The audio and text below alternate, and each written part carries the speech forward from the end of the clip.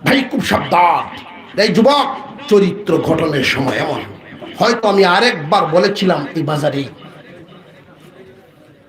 তোমাদের চরিত্রটা 15 থেকে 25, 15 থেকে 25, এই 10টা বছর যারা যত্ন করবে, এই 10 বছর যারা হেফাজত করবে, বাকি জিন্দেগি বাদশাহী করবে।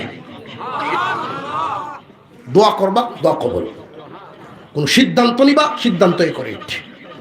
এই 10 বছর তোমার নিজেকে আত্মবিশ্বাসী হয় আল্লাহর হুকুম মতে চলতে হবে।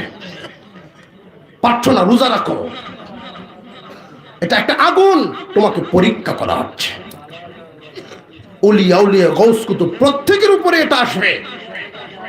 আর যদি 10 বছরে ফেল করো, সারা জিন্দেগি তোমার ফেল হবে, ক্রমে ক্রমে জায়গায় জায়গায় ফেল হবে। শর্ট করে একটা কথা বলে